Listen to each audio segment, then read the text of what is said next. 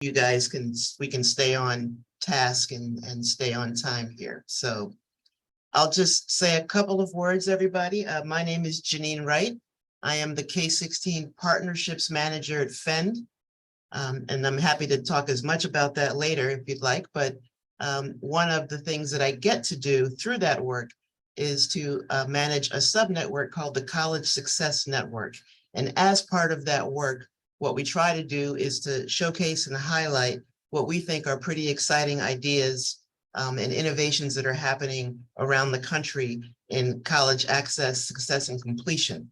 And so we have folks here today from Montgomery College and the University of Maryland, Baltimore County, that we think are going to be really great examples of that.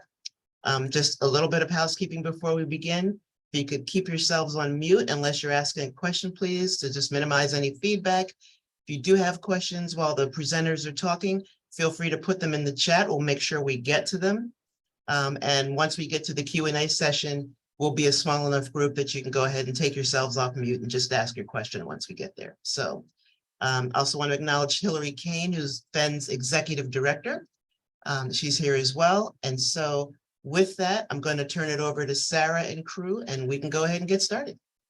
Sarah?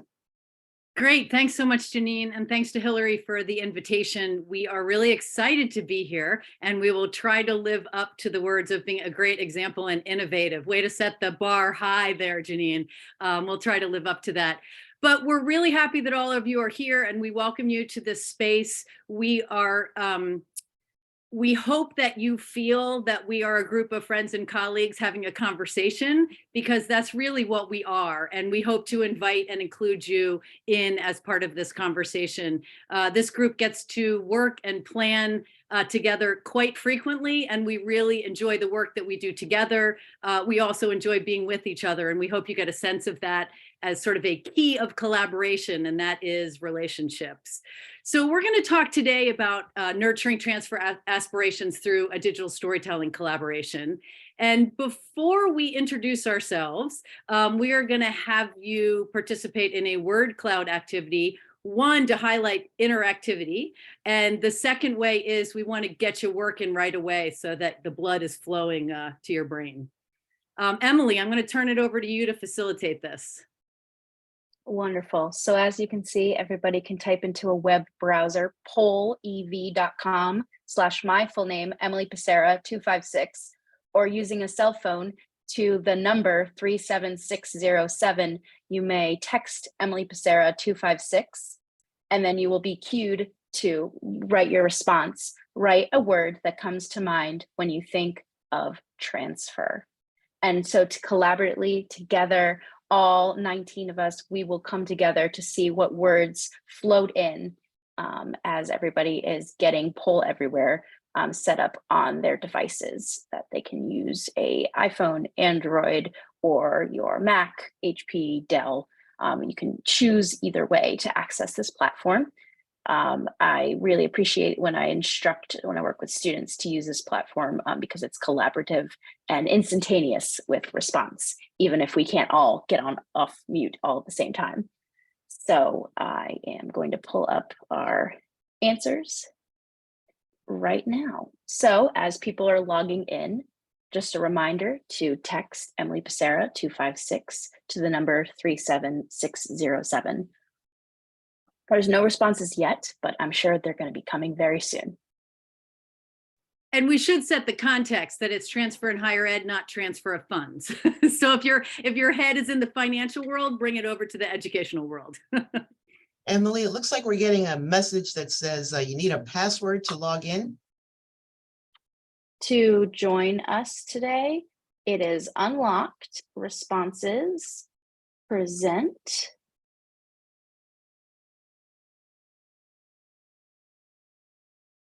And of course, if it doesn't come up, we have our backup idea of the chat. So, which is the chat ideas is fine too. Is everybody getting that response? Text via SMS, Emily Passera 256.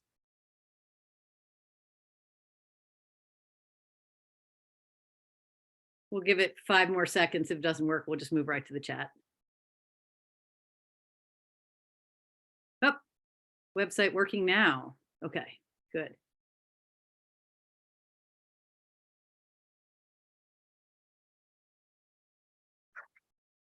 Sometimes the internet connection, right, is always at play, despite our best planning and efforts.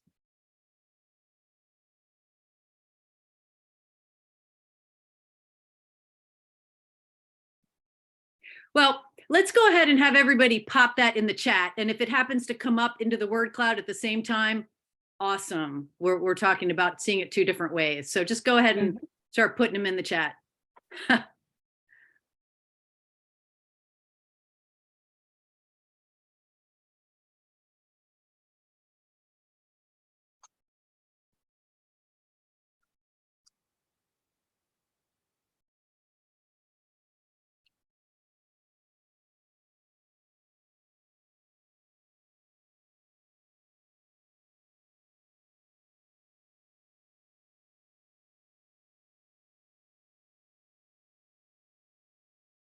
Okay, so let's pop back to our first slide so you can see our introductions. And what I'm going to have us all do is introduce ourselves and our role very quickly. And then if we choose to, say one thing about what we noticed about the list that is showing up in the chat. So I'm Sarah Jewett, and I am at the University of Maryland, Baltimore County, or UMBC. And I direct, I have a long title, and I'm Director of Innovations in Research and Practice for Transfer. And what basically that means is I spend a lot of time working on community college partnerships. I spend a lot of time at community colleges and also helping my colleagues to think about what those transitions to university can mean so that we have successful transitions and graduations, which we love. One of the things that I noticed about this list is that it tends to have words that are negative, right, in connotation, very sort of transactional words, bureaucracy, difficult. And so that came into my mind, and that's been something that we think about a lot, is what those perceptions are. So I'm going to turn the introduction over to my colleague, Jamie.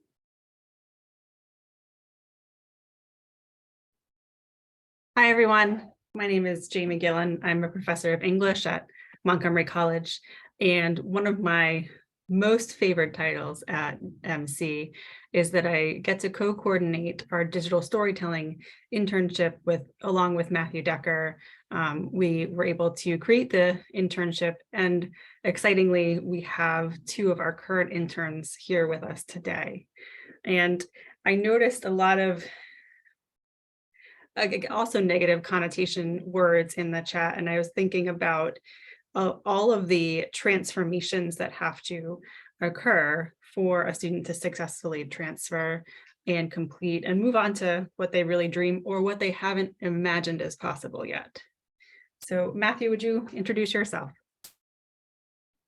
Hi, everybody. I'm Matthew Decker. I'm an associate professor of English at Montgomery College. And with Jamie, I'm a co-coordinator of the digital storytelling internship, although I really think we should start calling ourselves co-founder. I feel like that was just a brainstorm, Jamie, and why we haven't done that is beyond me. But anyway, it's so nice to meet you and to talk about our collaboration with UMBC today. I felt a little bit better about the word I put in the chat because the word I thought of immediately was the obstacle involved in transfer. So it was nice to see other people were sort of in line with my perspective. But another word that stands out to me is really important, and I'm going to lose it. It was right here in the chat and now it's gone. But it was really about the evolution. Oh, Tavani, you put in evolution. I thought that was a cool word to consider when it comes from, that transfer perspective of like, I'm moving on in my academic career, I'm growing, I'm improving in some capacity, and there's this excitement involved in it. So thank you for sharing that word with us. I will turn it over to Emily. Hello, everyone. Emily Passera, she, her. I'm a program coordinator for service learning at the Shriver Center, and Shriver has been institutional for community engagement at UMBC since 1993. I've worked here since June of 2020, where I've facilitated digital storytelling workshops to nearly 125 attendees. Some of them have been undergraduate students, but many of them have been community partners in summarizing how they experience their own nonprofit, school, government agency work. And I also coordinate the Shriver Living Learning community. So I receive so many of these transfer students in a very intentional way by designing social programming, by supporting and advising them through their academic journey. And these are first year and transfer students who are new to UMBC, and they receive extra guidance, extra peer mentor opportunities. And many of the times, you know, I hear their stories and I learn so much when I hear student stories. So I love working in higher ed, and I'm so excited to talk to you today.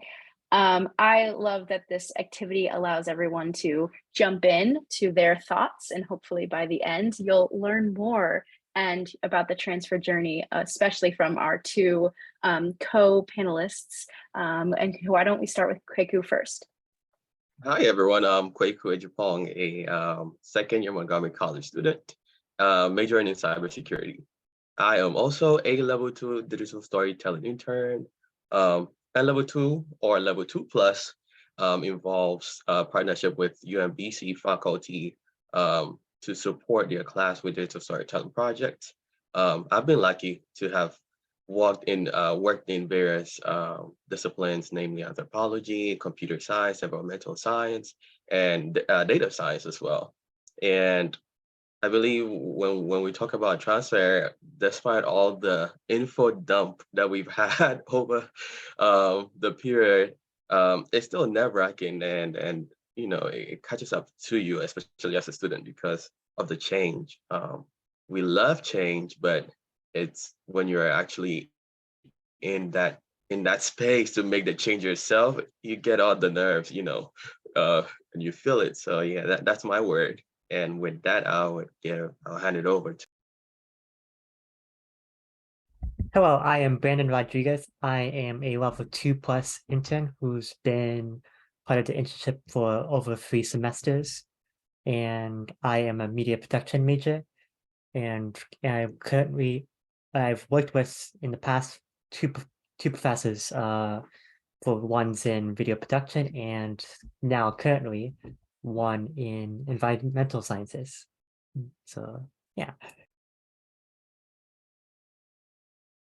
Excellent. Thanks so much. And I think what you'll learn from all of us is that we hope to not ignore some of those challenging transactional issues that happen along the way, but that our focus is on really creating transfer as both a collaborative process and a transformative process. And I hope that's one of the things that you'll take away from our work session today.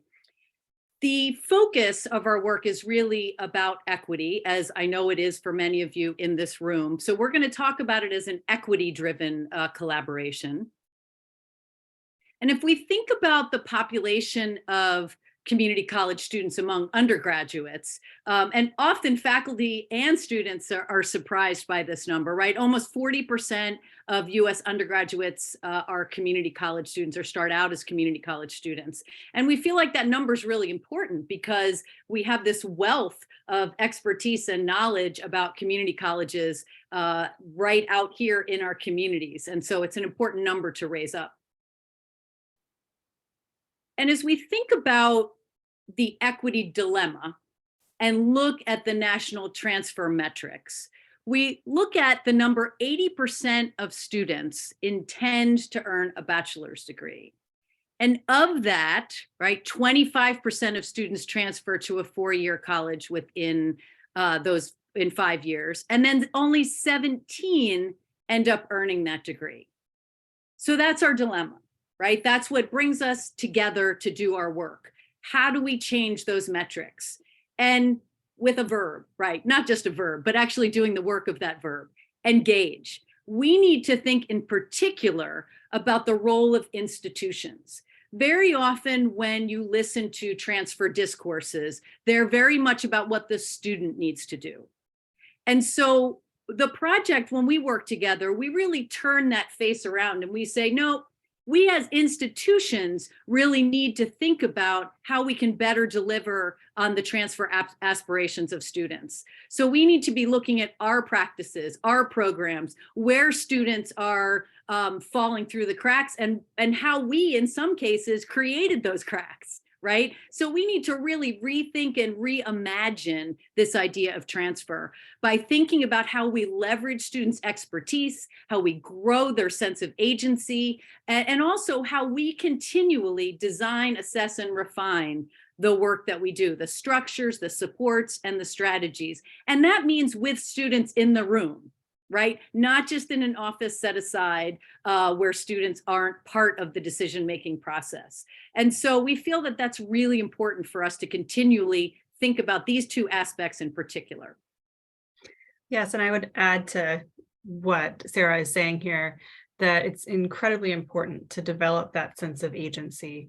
We find so often that our community college students don't come to us with this sense of value added. And we know that they come with a wealth of experiences that are such an asset to the schools that to us at the community college, as well as the schools that they intend to transfer to. So we like to foster that sense of agency, that sense of co-collaboration. Thanks, absolutely. And especially when we have discourses around deficit, we like to turn that on its head, right? And really think about an asset-based approach to transfer. And really how fortunate universities are to have the wealth of experience that community colleges bring to us. So one of the ways that we respond to this opportunity is to think about what we've named the Transfer Equity Initiative. And there's 4 goals of that particular initiative. And the first one, of course, is to deepen and broaden educational partnerships. And we know that our audience here is all about partnerships. And we know you have lots of experience with those as well.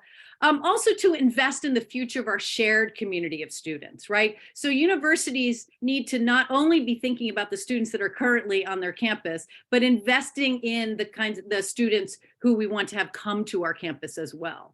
And that means doing more than just saying, come on over, we want you, come to our university, we're great. That means actually demonstrating and showing to students why we value their experience in our community.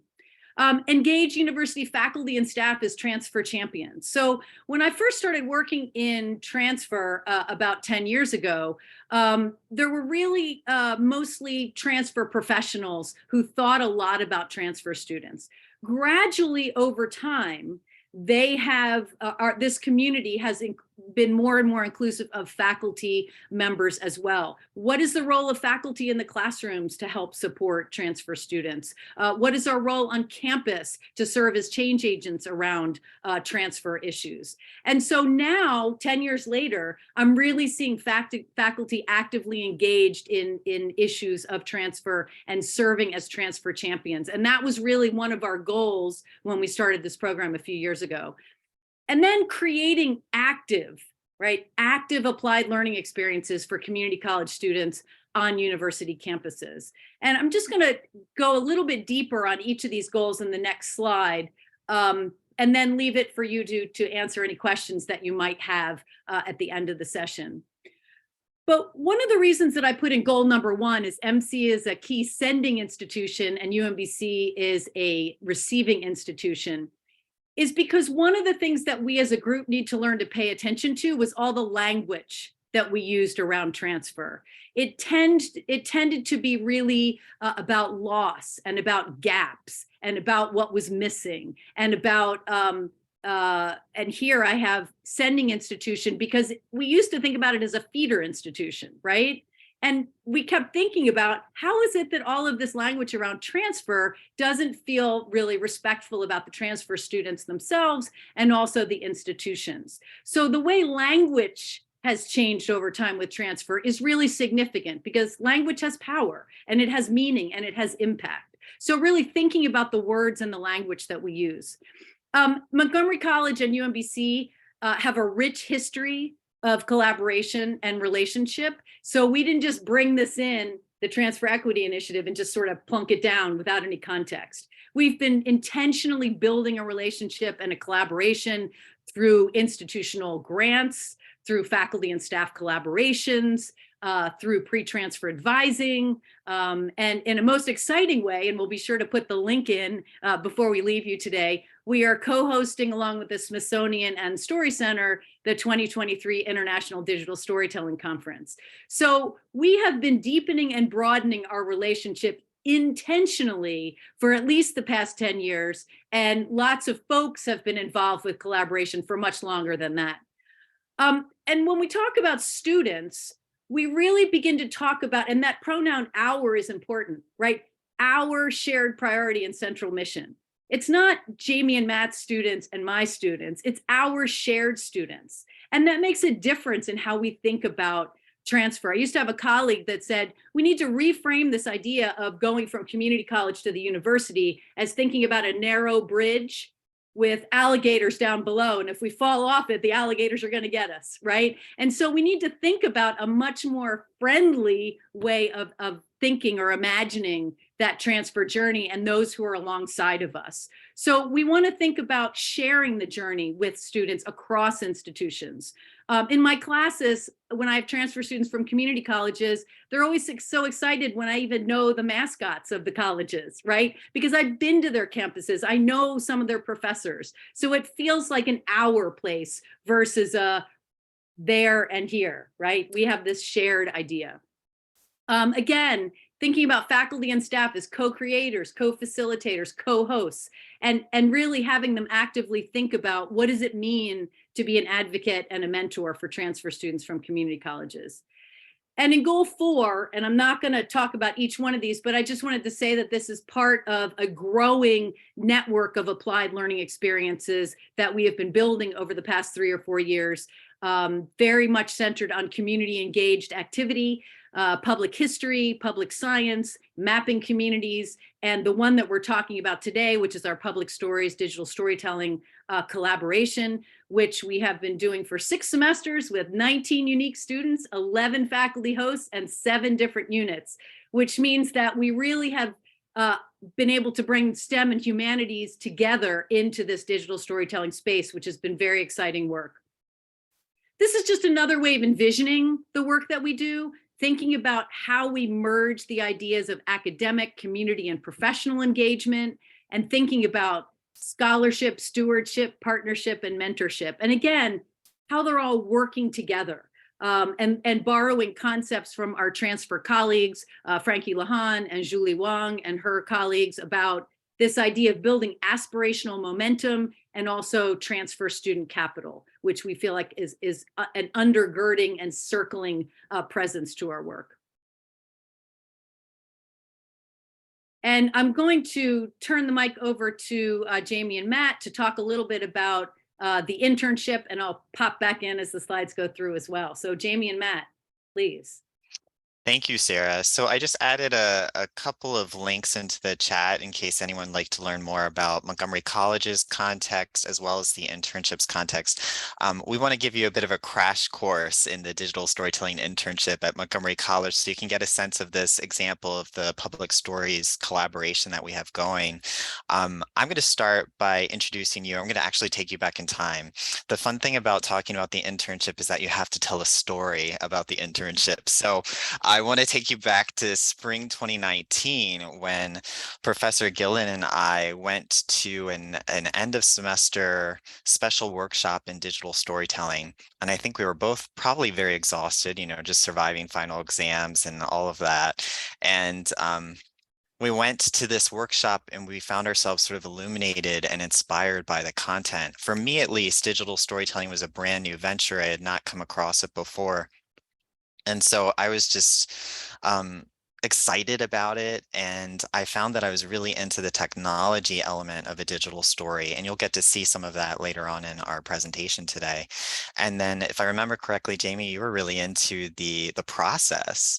And so we put our heads together after this workshop experience and we're like, you know, there's something really special here that, you know, we can dig deeper into rather than just like, let's assign digital stories in our classroom, which we do actively and you know, with tremendous vigor, I guess is what I want to share. But we felt that there was more for students in terms of leadership, in terms of an opportunity for them to grow hard and soft skills.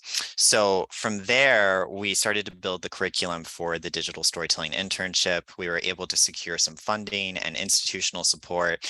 And I'm going to share a little bit more about what level 1 looks like. Initially, when we built the internship from the ground up, we envisioned it as a single semester experience. It was designed to be on campus as a first of its kind as a student leadership opportunity for Montgomery College students. We had the funding to invite 6 students to join us in that first semester, and we designed the experience around 3 unique branches: professional development and training, service and support, and leadership. We intentionally built the professional development around bi-weekly seminars, and the seminars were aligned with the stages of the digital storytelling process. But in addition to inviting the interns to create digital stories from the ground up, we were really focusing on the pedagogy involved. So why digital stories as an assignment? What is the role and responsibility of you, a storyteller or facilitator? And so they grow this tremendous skill set that they can then take with them and use to serve the Montgomery College community. So what we found in the scope of our work is that about 70% of the labor that the interns produce is relevant to service to the community. And they do that through office hours.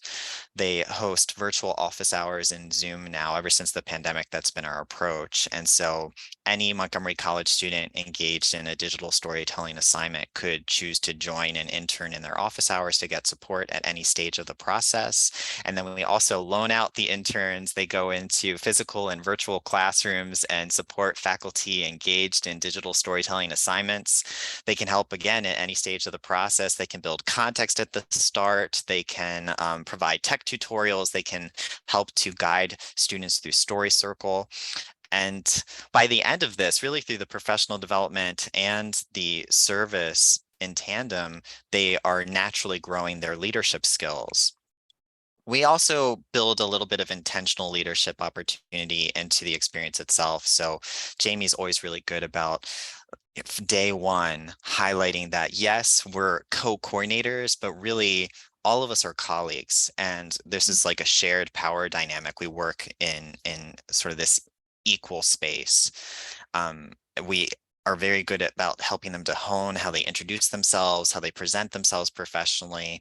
And then we also charge them with presentation and workshop leadership. So during the spring and fall semester, for example, we usually end our semesters with an end of semester showcase. So it's not only an opportunity for the interns to prove what they've produced in their digital stories, but they're also responsible for building the showcases content from the ground up. So what's the agenda? What are the roles? How are you going to use Professor Decker? How are you going to use Professor Gillan? And so they just showcase a tremendous amount of effort and time and thought in building that final opportunity for the MC community. And it's beloved. It's sort of like this cathartic space at the end of the semester. We have this great attendance, and it's a great way to just sort of bookend the semester after you survive finals. So anyway, that's taking you into the backdrop of the level 1 experience, and I'm going to allow Jamie to take over level 2. But what I'll say is that in our pilot semester back in fall 2019, when we first got this off the ground and running and tested it out, we realized that it didn't make sense for the interns just to like go into the ether and fly away, because they, like Sarah mentioned earlier, they have so much expertise at the end of this experience that we're looking to leverage. And so we've been very fortunate to find a collaborator in UMBC. Indeed. Thank you, Matthew. I would like to add that in our intentions in building the internship, we were looking for opportunities that our community college students could take advantage of, that would be housed on campus, or as we have expanded into the virtual space. The reason we were looking for that is that we found that our our community college students are exceptionally talented. They have so much to bring to the table, but sometimes internship opportunities that were in downtown DC or in other locations, that the time cost was simply too great to be able to elevate the student in that role, that they needed to attend to their families, their work life, their academic lives, and didn't have time to actually participate in an internship. So we were hoping to give them those experiences. And then we were able to elevate those experiences with external communications through our level 2 internship. We're really thrilled that UMBC is our primary partner, and you can see all of the amazing statistics that we've already produced in a somewhat short amount of time to bring our students who are interns into 4-year institutional classrooms, as well as graduate classes and community classes, to have them help students and other community leaders develop their work, to continue to develop their skills as leaders, as teachers, and for them to make networking connections. So they really get this leadership role where they go into, say, a history course and help teach the students in that course how to create a digital story and walk with them through that process. Or they work with a computer science course, helping them to create the stories that will be utilized in video games later. Or in our data science, data storytelling, that was what we're calling it instead of data science. So we're collaborating with data scientists to tell the data stories. And the data scientist has said to us, we need our students to be better at telling what the data is about. And so enter our interns to help support in that process, to elevate both students in the process. Each month we participate with our level 2 students in what we've decided to call reflection reunions. And they are honestly, for me, one of my very favorite times of the semester, where we gather from all the different projects we're working on, and we get a chance to listen to the students, tell about their experiences, where they're thriving, sometimes where they're struggling, what are the new skills that they're gaining. And we also have them introduced to different folks around campus that represent scholarship opportunities, research opportunities, transfer tips to help them navigate a 4-year institution landscape and to begin thinking about the questions that they need to be prepared as they move forward. And along the way, they are networking, building relationships, and that they know who to talk to and how to talk to them. And it's just really an impactful experience for everyone going both ways. The faculty members get to see how talented and wonderful the community college students are, and the community college student already has a network in place so that when they onboard to the university, they already have a set of relationships built and they can hit the ground running instead of spending all of that time trying to understand and navigate new systems, so that hopefully some of those obstacles and barriers that make transfer a difficult experience are reduced and removed. And I want to point out that on our slide, we have highlighted building community and a sense of belonging. That comes back to us over and over again in so many ways. And Kweku and Brandon were actually the ones that said, hey, why don't you have this on your slide about this concept? That's really one of the most important things that we gain from this experience. And I would just add that we have been fortunate to have faculty members now coming to me who want to have an intern in their class, which I think is terrific. So when we first started out, we had to say, hey, we have this great opportunity, and really advertising the opportunity. Now they're emailing me and saying, hey, can we have a student next semester in X class, which is really wonderful. And as Jamie said, if they choose to transfer to UMBC, as I often say, we want them to feel like they already belong. Not that they're starting from scratch, but that they already belong. And we feel like they've made many of those connections to be already be able to do that. And they stay in touch with us. So they may participate in this 4 semesters before they actually are thinking about transfer. So the earlier they start thinking about it, the more options that they know about when they transfer. Absolutely.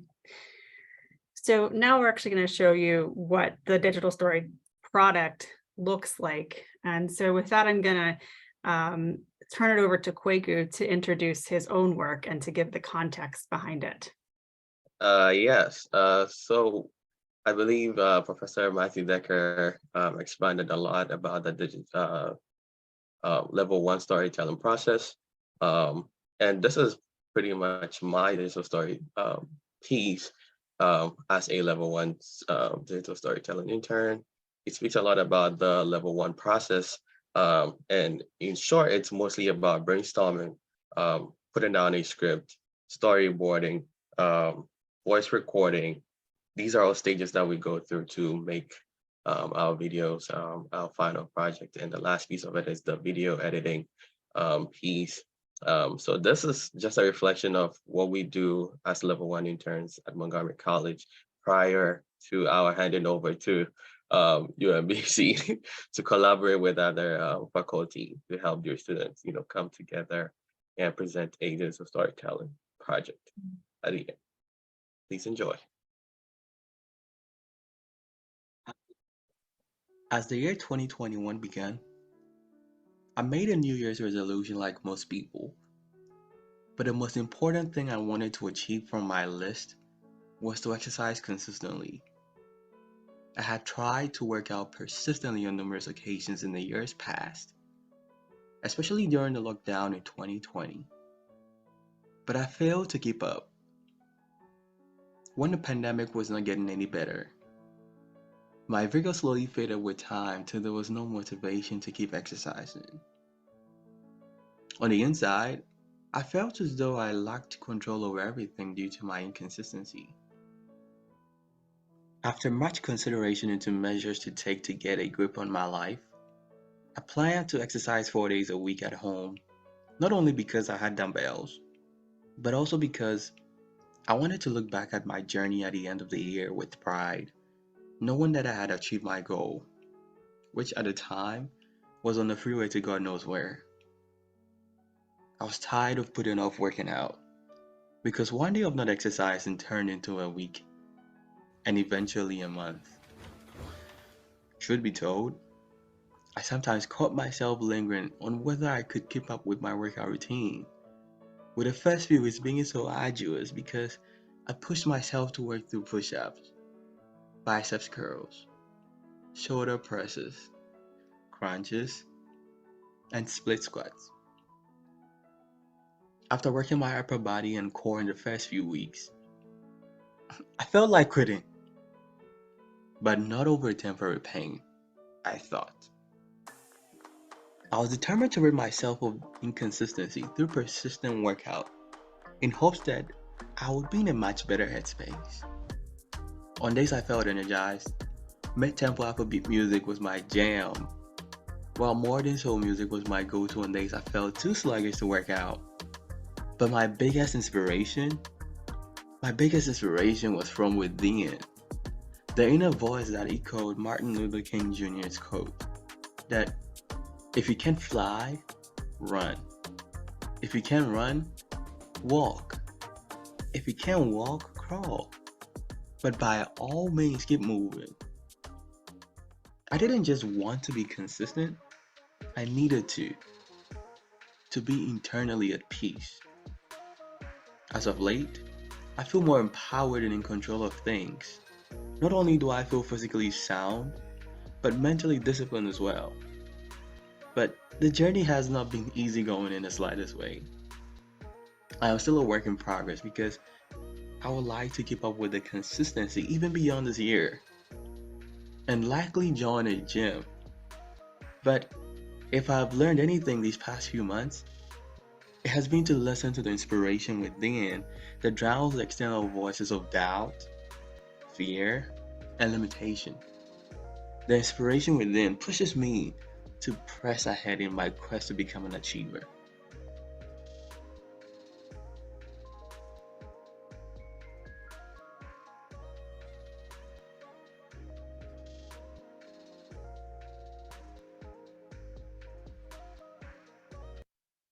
So yeah, this is my work as a level 1 digital storytelling intern at Montgomery College, and looking at it, it makes me smile. I'm happy about it. And it takes a lot, there's a lot that goes into it. Although the final piece comes together and we're watching it and we're smiling and, we're saying all the nice things.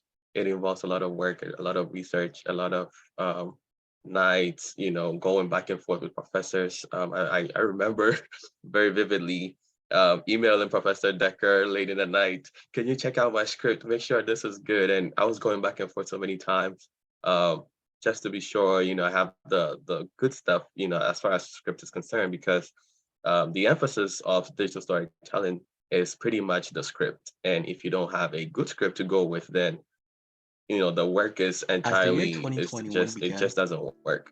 So there's so much emphasis on the script.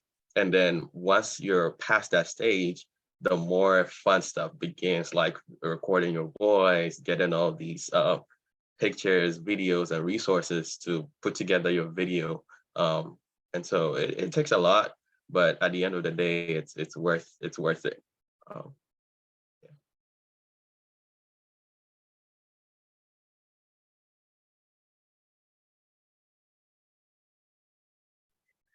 Thanks, Kweku.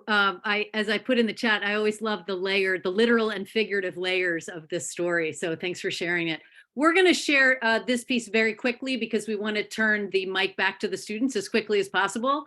But we just wanted to talk very quickly about how we use the infrastructure of UMBC to bring level 2 interns right into the center of the community. So often students look at transfer from the outside looking in, and we wanted them to be thinking about transfer from the inside out.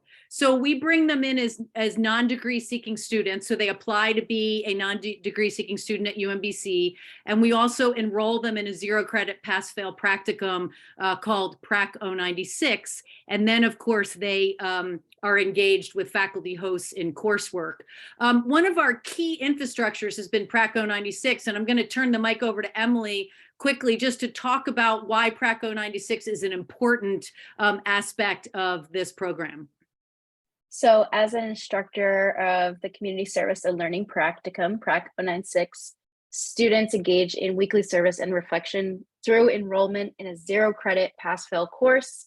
We've worked with over 60 community partners annually to get students enrolled in this tangible academic credit on their transcript, which then at its core is about orientation, action, intentional reflection, and evaluation. So having the structure of these students enrolled in Prac 096 allows them to do all these things with other service learners and learn more about themselves, and institutionalizes this program for sustainability. It really creates a pathway for every student who is a level 2 intern to be integrated into the broader, like we have 400 students every semester at UMBC signing up for this practicum. So the MC students are just a part of the system, and they get to kind of understand and be bigger part of UMBC and the surrounding communities.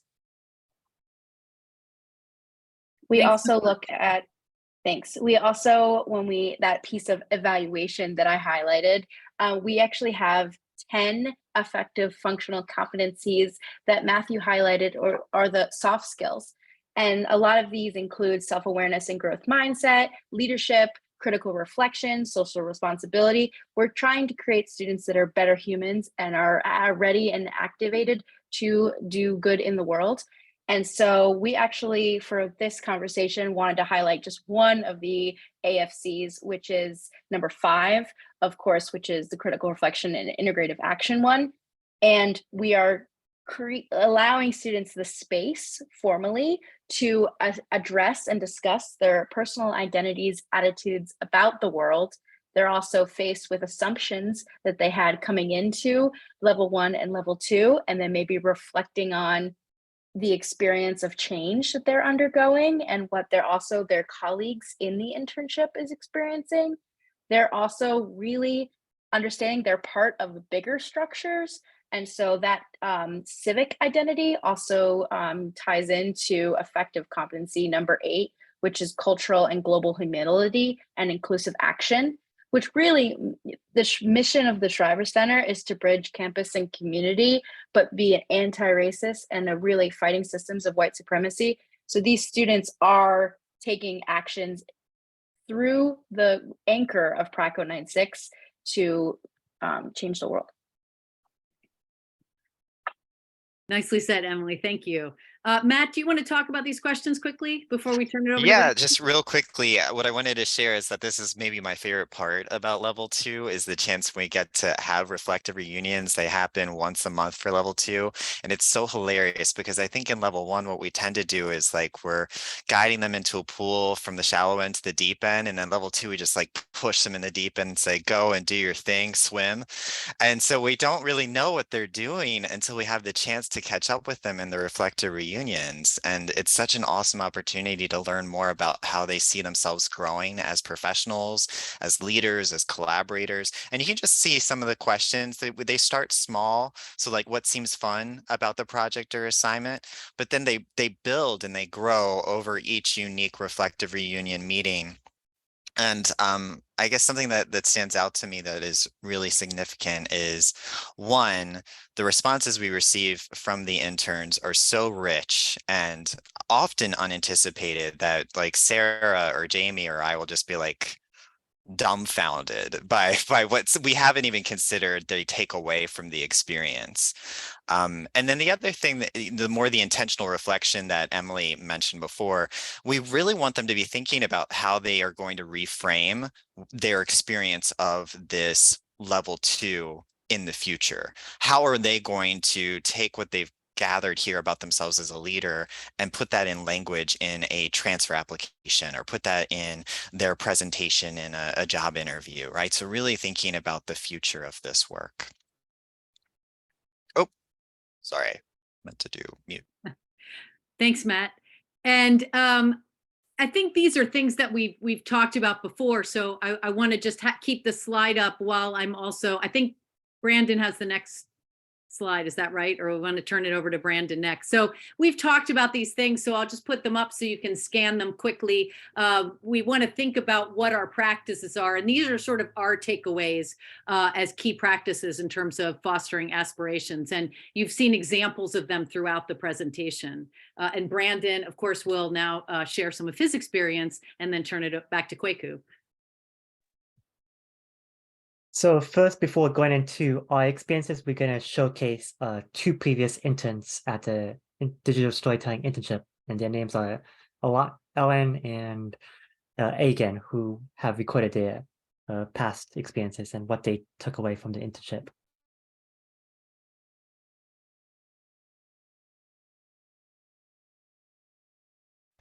My name is Elena Cutescu. I'm living in United States of America since 2016. Currently, I'm a student at Montgomery College in Rockville campus majoring in computer science. My personal experience of digital storytelling internship started in 2021. I applied for level 1 internship and I was accepted. At that moment, I was taking the digital storytelling internship as an opportunity to improve my personal English skills. Fortunately for me, digital storytelling internship turned into something more valuable. Sharing my personal story helps me to heal from a bad personal experience from the past. I gained a lot of new technological skills and performance. Because level 1 internship went very well, I decided to apply for level 2. Being a level 2 intern in digital storytelling internship, I was assigned to work in collaboration with University of Maryland, Baltimore County. I was assisted a UMBC professor in video ethnography class, helping out the students to create and to edit their own digital stories. Digital storytelling internship made a huge impact in my academic achievement as well as in my personal life. It helps me to improve my self-confidence and to develop my public speaking skills. I'm so glad that I had the chance and the opportunity to participate in digital storytelling internship, to be heard and to listen to other stories. I gained a huge support, guidance, and confidence to continue my study. I'm so happy that I was fortunate to collaborate with the best professor and talented students from Montgomery College and UMBC community. Thank you.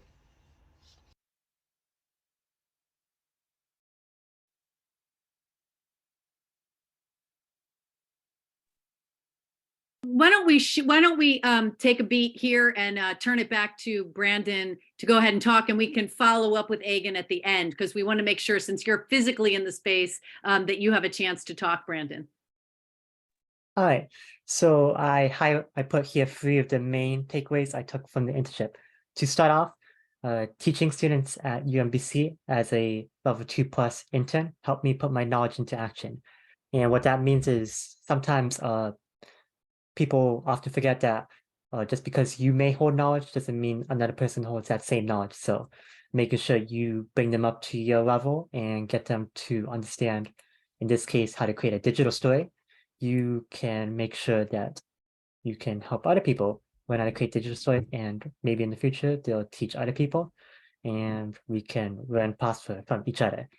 The second point is reflective reunions. It was previously stated was the questions, and I would like to expand upon that because it is one of my favorite parts, because it makes me aware of the opportunities available not just at UMBC, but other colleges in general, like scholarship, financial aid, and who to contact and who to reach out for when you're considering transfer to a 4-year university, or just any other options that are not just UMBC, but a majority of colleges will have available to students.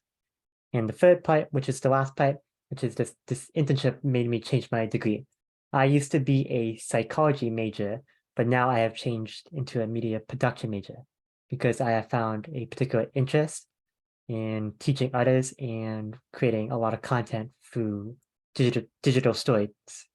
And working with Professor Bill Shrubridge at UMBC helped me consider changing my degree, because I was able to see a lot of the equipment and get a lot of the feel for actually what the experience would be like. And now I'm gonna toss it over to Kweku, where he'll give his side of just how the main takeaways he took from the internship.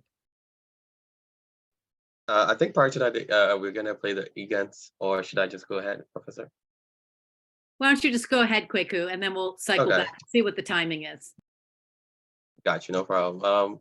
Just to put stress a little bit on the point that Brandon made about reflective reunions. It's most of the points are overlapped because it's pretty much key, and these are very specific and intentional points because there are things that we value as students.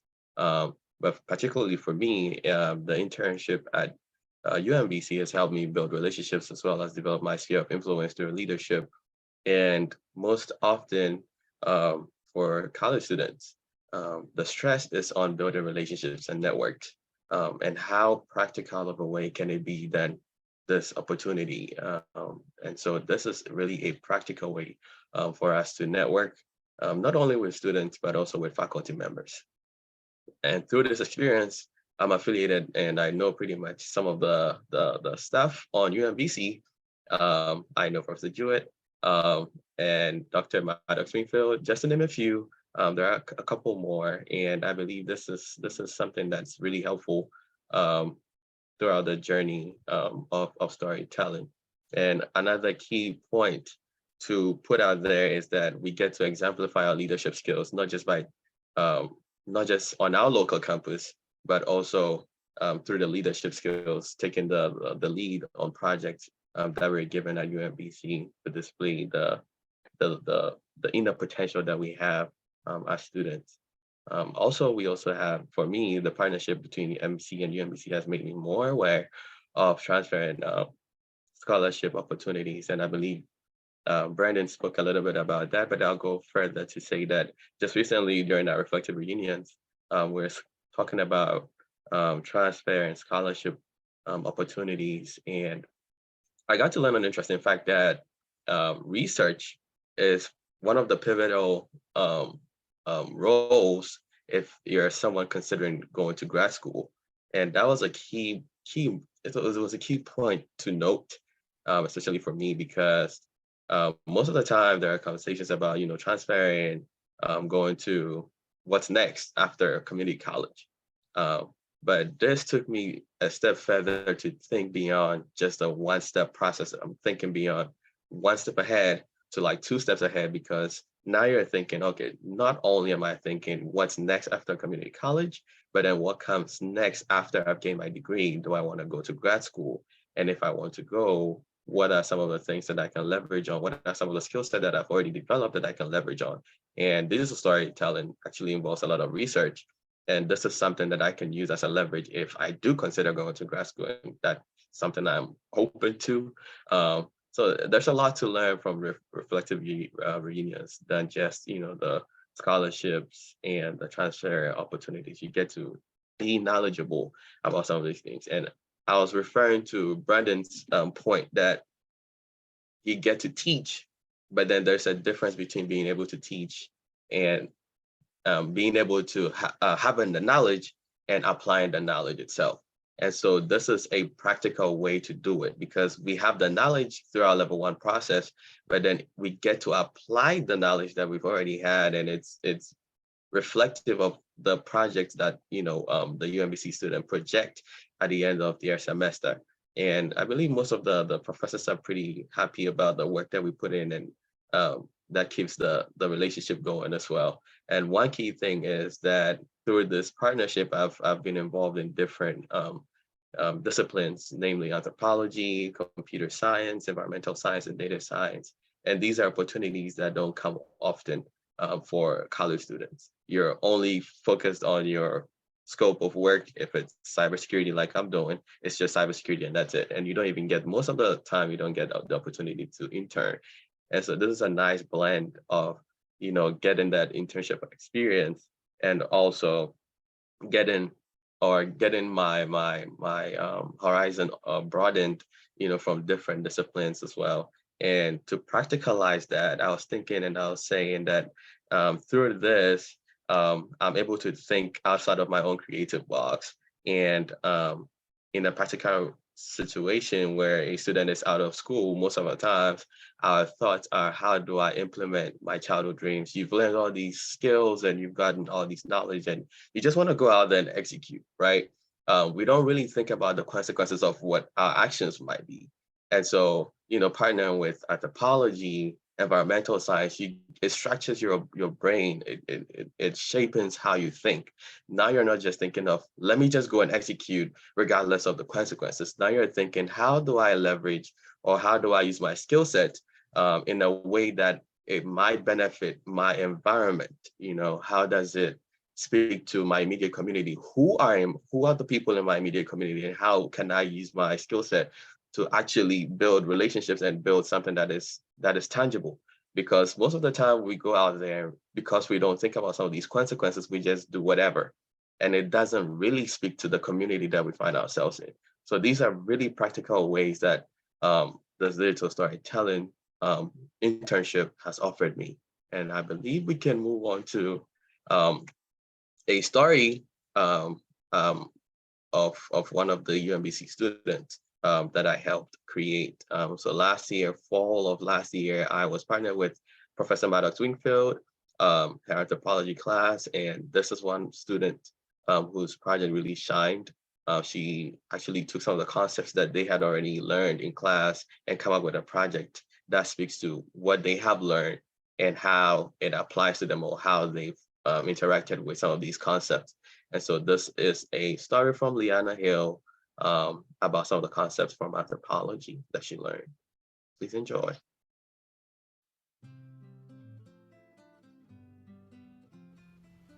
Around the world, people often grow up eating the same foods and dishes that their grandparents and parents ate growing up in order to stay in touch with their ancestry. This is how I grew up.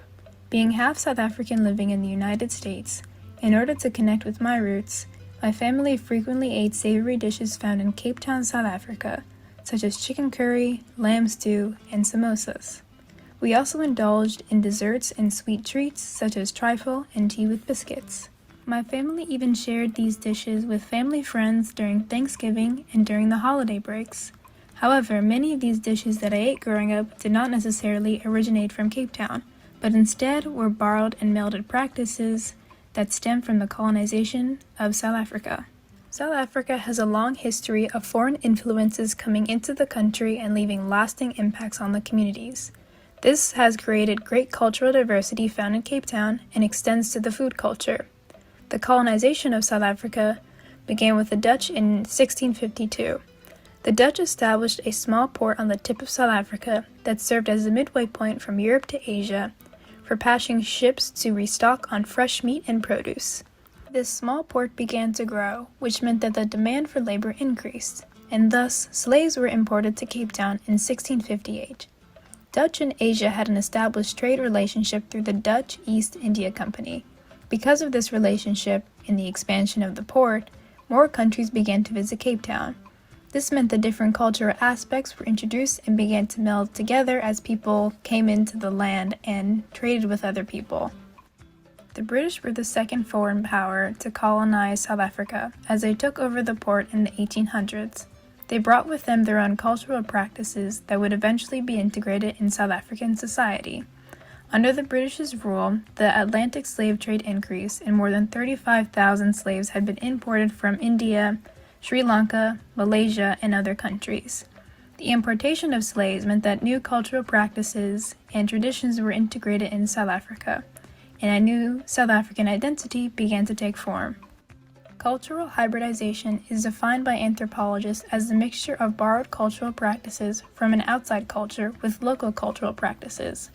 Anthropologists also define cultural diffusion as a spread of cultural behavior, products, or practices from one society to another through contact or borrowing. Both of these concepts are explained through the types of dishes served in South Africa.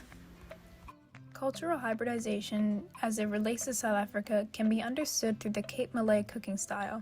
This particular style of cooking has been influenced and borrowed from Indian cuisine, as seen through the types of curries and samosas cooked in South Africa, as well as the Dutch cuisine, as seen through baked puddings and tarts. The Malay cooks would also take these borrowed cultural dishes and add their own South African spices to create new dishes. Cultural diffusion as it relates to South Africa can be understood through the British's influence on the food culture. The British are known for their love of tea, and tea has now become an integral societal aspect to South African culture. A designated tea time has even been established in South Africa, where locals frequently drink the South African-grown tea called rooibos. Tea time is a cultural practice that can also be found in England, which presents how the concept of cultural diffusion can be applied to South Africa, as tea time is a borrowed practice from Britain. As I look back at my childhood, I realize many of the standard traditions I did with my mom, who is South African, had connections with my heritage. During the winter break, my mom would ask me to help prepare lamb stew for our upcoming guests, and almost every night while doing homework, she would ask me if I wanted to drink some rooibos tea with condensed milk. She would make me and herself a cup, and together we would share stories about what happened during our day. I look back at these memories with fondness, as I now understand the history and importance of tea and other South African dishes to my South African heritage. I keep saying that the level 1 process is intentional, and this is very practical experience of the level 1 process. Around the because we world, get people to often grow up teach, eating the same we get foods and to dishes that their facilitate, we get to grandparents support, and parents ate growing up the in order to UMBC stay in touch students. with their ancestry. This is how I grew up, being half South African living Don't in the worry, we're not United going to see States. it again. Thank you, Kweku and Uh, Brandon, for your thought. Did you have that sentence to finish? I didn't want Yeah, I was gonna say, we get to leverage what we've learned, and we're not only acquiring the knowledge, but then we're teaching others skills, soft skills, and also they get to practicalize what they're learning, because it's more fun to learn with videos, to play around videos and sound. It's more more of something you can understand It goes beyond just memorizing and pouring it out to something that a concept that you actually can live. You can experience, you can tell people that, hey, I've experienced, and it's more fun that way. And this is only doable through the internship. Great, thanks to both of you. As we wrap up here, we just had two final sort of thoughts to share with you. You've seen these outcomes through the conversation we've had throughout the whole one, so I'll leave those up for you to scan. But it is exciting, I think, that Matt and Jamie and I would particularly hold up the fact that we present and write with students. And we continue that relationship. It's not just a once and then we move on, but we cultivate it and deepen it over time, which we think is really important for our professional development and the students' professional development. And lastly, why do we bother collaborating, right? It's because we care so deeply about what happens to students, but also the national data. And our last slide just gives a quick quote about why it's important for what we call 2-year and 4-year institutions to collaborate, because the data shows that students are more likely to succeed. And so not only is it meaningful and authentic and fun, it's also the data shows that students are most likely to succeed when they have that sense that the institutions that work with them care about working together and also care about them. So I know that it's 2:10 and we've done a lot of talking, but we would love to take a few minutes to open it up for any questions that you might have and get out of the slides so you can see us as a group. Some of you may have particular questions for the students, which people would always much rather listen to than us. Well, before we jump into the Q&A, I just want to say thank you so much to all of you for coming, to Sarah, to Jamie, to Kweku, to Matthew, to Emily, to Brandon for being here. Really, really neat stuff. And I don't know if you saw in the chat, we had a number of people who had to leave it too, so I'm sorry about that. But I do have some questions that I managed to cull from them. So if anybody else has questions, I'll let you guys go ahead, and then I'll go down the list of stuff that I was sent here. So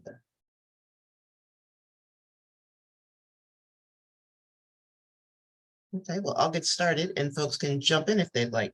So the first question is, how do students get to the digital storytelling session? Do they just sort of say, oh, this looks interesting, I'll sign up for it? Are they sort of referred to it? Sort of their introduction to it? How do they get there? So to clarify the question, is it how do they become an intern, or is it how do they take a course that has a digital story embedded into it? I'm not sure which it is, but how about I mean, we can answer each both. of them? Yes. So to answer, how do they become a digital storytelling intern? We have a competitive application process that we vet each semester, and we are looking at a variety of skill sets. Most significantly, actually, is what is their level of enthusiasm for engaging in the work and the brief reference form that we have from either faculty or whomever they ask to support them in their endeavor to become a student intern in the digital storytelling program. And then in terms of how do they encounter digital storytelling sort of naturally as a student, I do think that there's a lot of chance involved. We have a pretty thriving community of practice at MC in digital storytelling. So we have a number of different fields that participate in digital stories. We even have a micro credential that utilizes a digital storytelling process from sociocultural anthropology to help them to share out their research findings. So it often depends on what professor they sign up, but occasionally it's opt-in by choice. Matthew, what have I missed there? It is very thorough. I can't think of anything. I would like to expand with my own personal story to show how I came across this. I took a course at Montgomery College called Intro to Mythology, and we had to produce a video for a story within mythology. And my professor looked at it and I was like, oh, you should apply to the digital storytelling internship. And that is how I first got across and knowing the opportunity that was available at MC. And from there, I asked them for a letter of recommendation and filled out the application that Matthew Decker put in the chat. And from there, that was the first time I started working to digital internship. And I'm always very thankful for the professor because I would have not known of the opportunity if it hadn't been for them recommending the idea to me.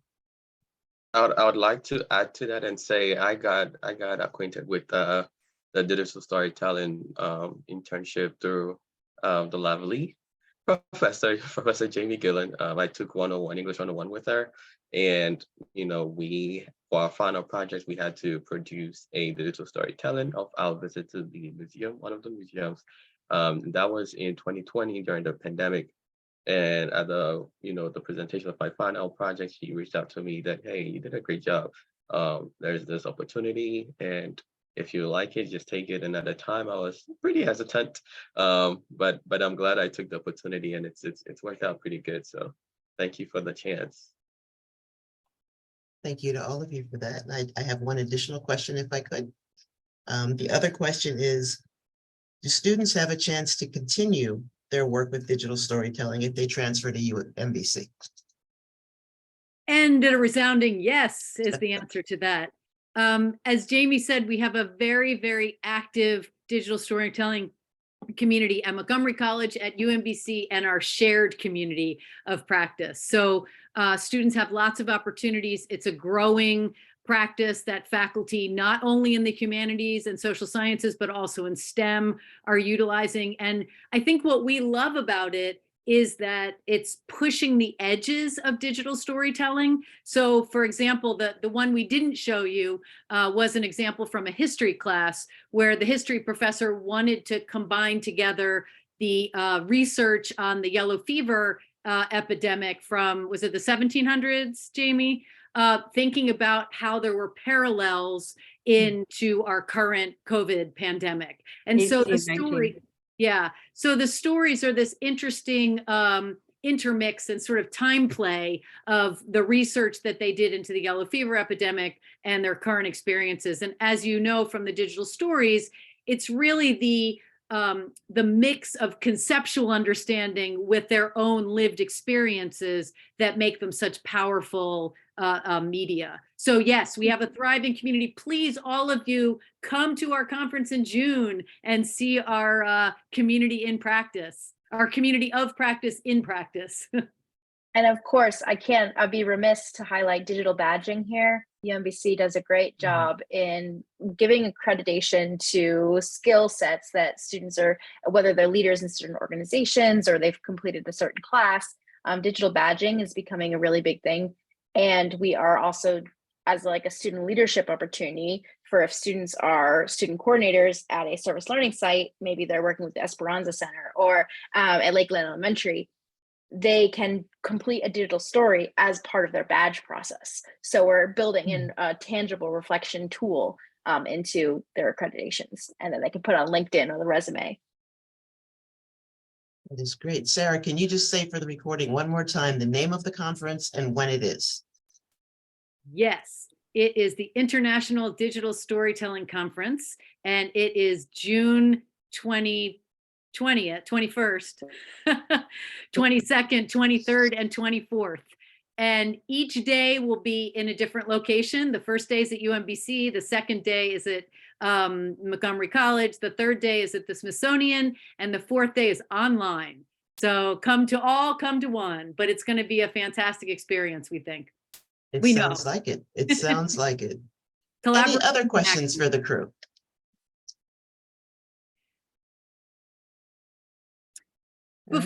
Before we log off, I just want to say one important thing that continues to sort of drive the work that I do, in particularly this program in digital storytelling, but also our other work with community college programs.